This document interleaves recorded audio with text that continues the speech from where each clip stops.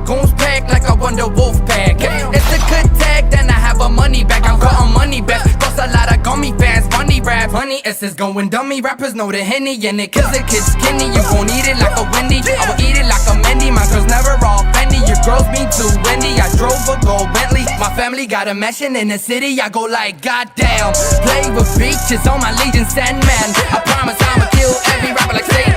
You say when I say 10, fucking amen. Cross me, Rick Ross me, but don't you ever boss me. Got shooters in a Rari, got money on Qatar.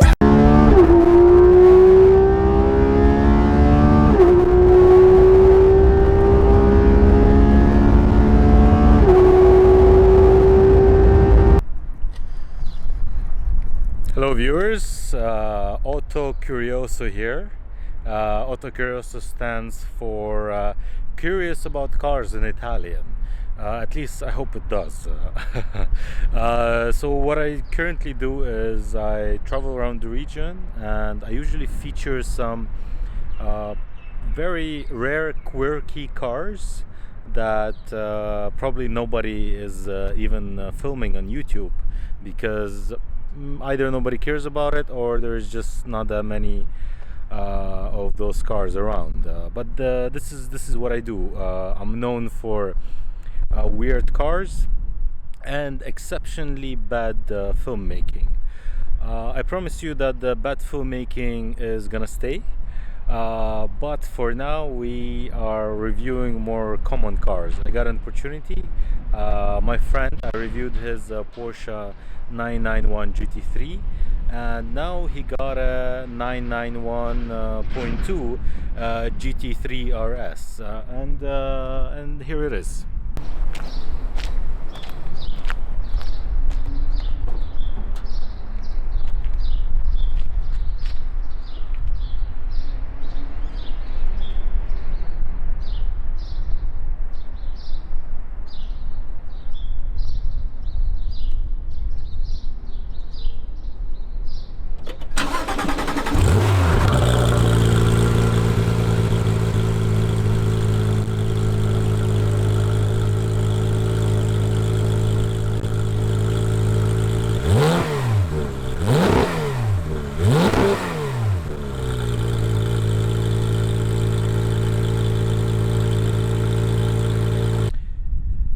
So here it is, a murdered 2019 Porsche 991.2 GT3 RS with the Weissach package. So a friend of mine who had the 991.2 GT3 in crayon color with the Clubsport package, steel brakes, he really loved the car, but he felt like he needed more, and this is why he upgraded to an RS. This was the obvious choice. He really wanted the GT2 RS, but the price was just astronomical, and at that time those were the cars straight from the dealer, and not everybody, especially in Qatar, had the chance to get their hands on one. So regardless, he went for the RS, and honestly, what a car, to be honest. Is it that much different compared to the GT3? Well, I'm not gonna answer this question right now. I'm gonna keep it to the end of the video, but please, prior to watching this video, check out the GT3 video. It wasn't filmed very well because it was sort of a planning shot, trial shot, but it ended up being the final cut. But regardless, check out that video prior to this one, just to understand the actual difference between the GT3 and the RS. So the first difference is that it's different chassis. I know it might not look like it, but the body itself is very different. It's a wide body. So Porsche's narrow bodies are the regular Carrera S's, and the GT3 is the narrow body 911. whereas the turbo models, the 4Ss, I'm not quite sure, I believe the 4Ss, at least in the 997 generation, 991 generation, the wide bodies are, as I told you, the turbo and the RS. This body is straight from the RS. It's around 15 millimeters wider, and the intakes for the GT3 or regular 911 would be somewhere over here. Especially GT3 had an intake sort of integrated with the spoiler, whereas in the RS and turbo models the intake is right here, and this is why the car is a little bit wider. I'm not sure if the tires are wider. I do think they're wider, but 10 millimeters. So the RS, at the rear we got 21-inch wheels. They're 325 30 R21. These are almost the cup tires, or they're super sport. They're Dunlops. Whenever you see yellow calipers in a Porsche, that means ceramic disc brakes. If it's red, that is the steel brakes. So you can clearly see that the RS has way more aggressive aero on the car. We got the front bumper. Front bumper is kind of the same. There are the hood nostrils, the arches, or sorry, the fenders. There is aero on them as well, so the air can pass through there, circle around the tire and go out, as well as cooling the brakes. Sorry, as I mentioned, the intakes are over here, and if you already haven't noticed, these huge, humongous spoiler. This is absolutely crazy, and whenever you drive it, you look behind you and you look at the spoiler, and you just cannot believe that the car has such a big spoiler. And it's a proper race car, honestly. It's a proper race car. Not only that it's an RS model, this is also the Weissach package. And the way Weissach is different than a regular RS is that, first of all, you get a carbon fiber hood. Over here it's painted in a body color, but it is carbon fiber, as well as the roof is carbon fiber, and the stuff that you cannot see is the axle coupling rods, if I'm saying it correctly, are also carbon fiber. This is the Weissach package. Most of the Weissach package you can see is actually on the inside. Let's open the car. This is the key. And look what we are greeted with. So the car on the outside is completely black mardered, except the yellow calipers, but on the inside we have that toxic green. Alcantara carbon fiber everywhere, green stitching.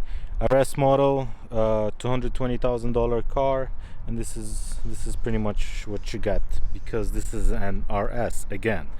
And with Weissach you also get these beautiful seats, which are not just it's not carbon fiber inserts. The actual seat, if you can see from the back, is carbon fiber as well. GT3 RS logo. As well as with the Weissach package, you get a thinner carbon fiber, lighter pedals, gear pedals. So this is the inside of the car. The seats are really nice, and the material is between leather, perforated Alcantara, and this is the Weissach logo. It's over here, and it's over there on the cup holders. that the roll cage, by the way, the roll cage as well is titanium, which is 11 kilograms lighter than the steel one that was in the Clubsport package of the GT3. Just take a look inside. Let's go inside of it. Oh, matches my Yeezys, my neon Yeezys. Oops. And we are inside of the car. Porsche mentions something like they put the Weissach logos on the armrest and the cup holders to underline the importance of the Weissach package.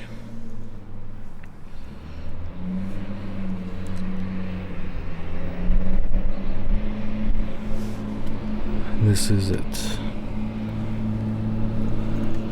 Again, the coolest part is your rear view mirror. You get to see that crazy roll cage. Let's get out of this car, because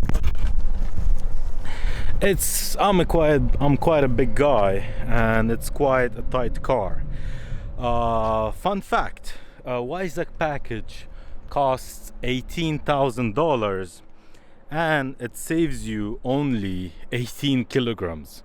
So literally for each kilogram you are paying $1,000. For each gram you're paying $1. Honestly, like it's quite ridiculous, you know, because if you lose weight, you know, if somebody gave me a chubby guy $18,000, I would take it. To lose weight, to lose 18 kilograms, I would do that. I would really do that. And this is the car. So differences comparing to the GT3, again, same year, GT3. You know, there is a debate.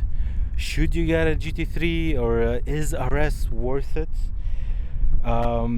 Driving wise, I'm gonna tell you by the end of the video, but by looking at the car, again, the RS definitely has more aero. When it comes to specifications, the engine, so this is the 4-liter flat 6 that was found in the previous 991.1 RS, but in the 992 version, in the Gen 2, it has 20 more horsepower and it has 10 more newton-meters of torque, not pound-feet.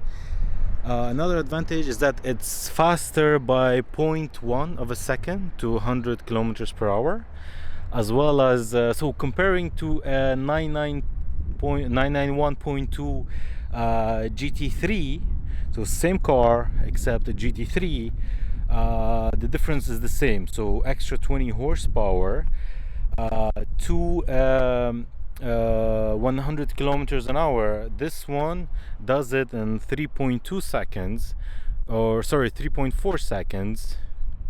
No, sorry, it does it in 3.2 seconds, whereas the manual GT3 does it in 3.9 and the PDK GT3 does it in 3.4. So this is just 0.2 of a second faster than the GT3.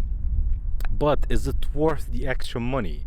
Because we're talking around 60 in some cases, like with the Weissach package, we're talking about $80,000 worth of money. You know, is it worth it? You know, because the owner himself, this was a very big question for him, and still he went out and got this one. The GT3 weighs approximately the same as the RS. The Porsche doesn't give the exact figure, But if you look at it, the PDK versus the PDK RS, they do weigh the same.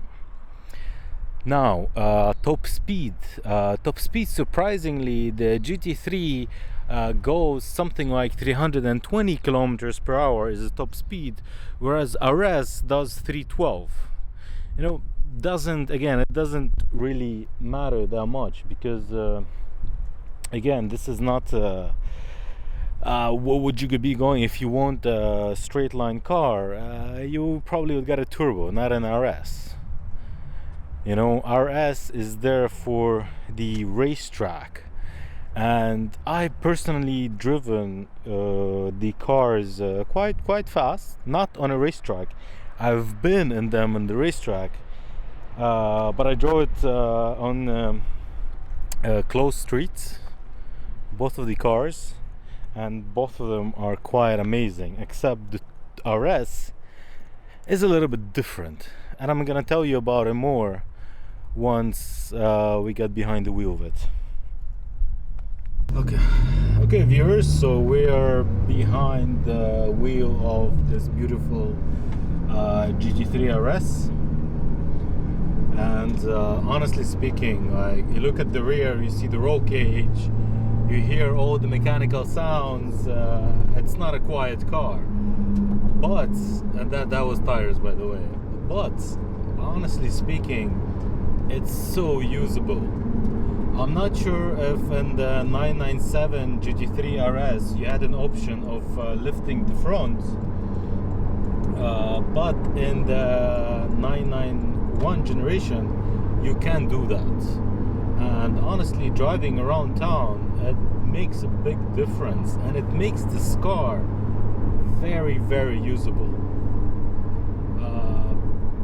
In history of cars, we had a lot of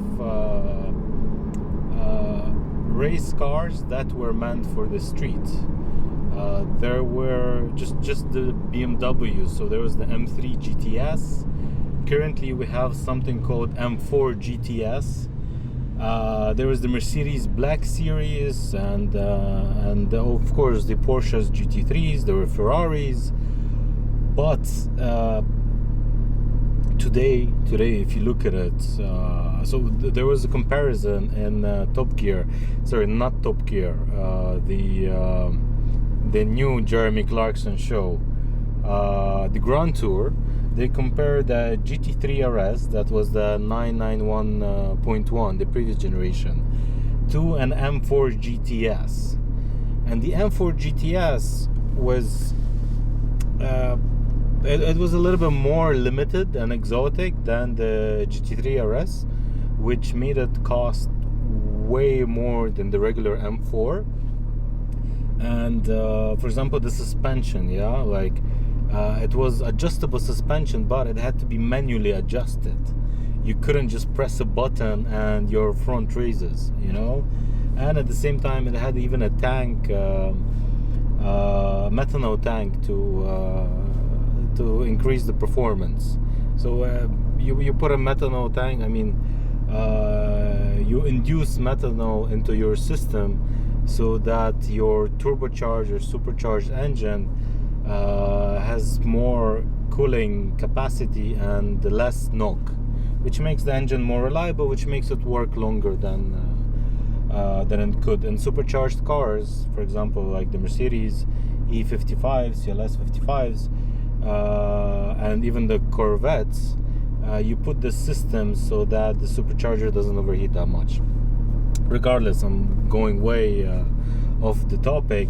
The point is that this car does work in the city, you know, and it's quite cool, because the owner of this car, you know, he takes it to a racetrack. After the racetrack, he takes it to hang out with his friends, and takes it around areas to you know, to cruise, which is quite cool.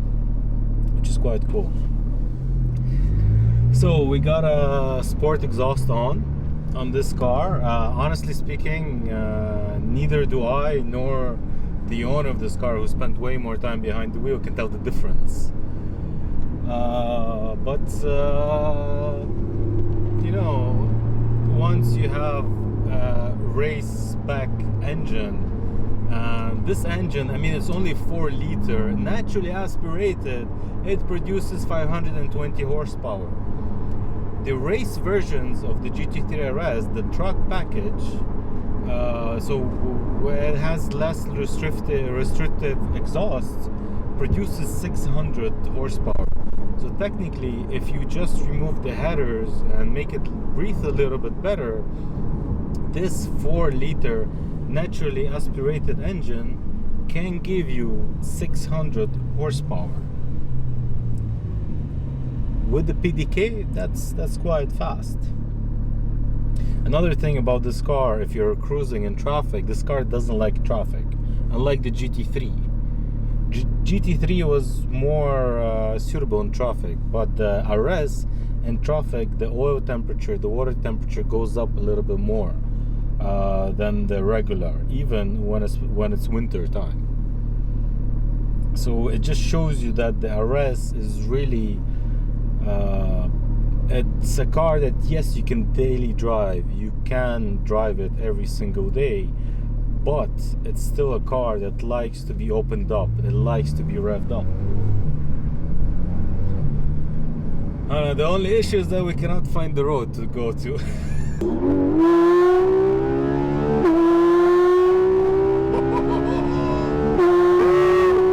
9,000 RPM. Cornering at 3-digit speeds, super stable. And that was, oh, by the way, I was in automatic. That was not manual shifts. It just shows you how smart and fast and responsive a PDK is. So as I told you viewers, by the end of the video, I'm gonna tell you if the GT3 RS is really different to a GT3. And if you put it on a paper, it's not that different, you know. If you look at it, the value for money is more with the GT3, and especially if you want a manual transmission, your only option is the GT3. But the RS is the fastest car there. You understand? On a daily basis, you're not gonna feel it, but honestly, a GT3, whenever I drive a GT3 fast, whenever I floor it, I do not feel as intoxicated as when I do in RS. When I do it in RS, straight away, my head just spins. There is some pressure on my head. Maybe it's because of the extra air on the car. Maybe because it's a wider wheelbase. But again, it's not that much. Maybe it's the extra 20 horsepower. Although I don't think 20 horsepower makes such a difference. But I don't know why. RS is just on your brain. It's much heavier than a GT3. And let's put it this way. Whenever you compare GT3 to GT3 RS, you're paying more for an RS not because of these things. You're paying because the RS on the Nürburgring has the same time as the almighty Porsche 918 Spider, which is like what, 800 or 100 horsepower. It's a proper hypercar and costs what, currently eight times more than this car. And this just shows you that these little things, you know, the wilder wheelbase, the extra 20 horsepower, the I don't know, maybe the Weissach package, the 11 kilogram saving on a roll cage, all these little things, the different aero, the different intakes, all these little things that you don't even see does make a difference. And for your pure driving pleasure, it's just better. If this is this fast with 500 horsepower. I just cannot imagine what the GT2 RS can do with the 700 horsepower. Don't get me wrong, I've been in faster cars than this. I've been in lighter cars than this, but I haven't ever been in a car that has the performance, has the natural aspirated engine that revs very high, has the super fast PDK, and at the same time at 200 cornering at 3-digit speeds, it feels absolutely stable. شو رايك? One more time? يلا بسم الله. Okay, guys, one more time, just for you. Sport, PDK Sport, manual shifts, 1 to 3rd.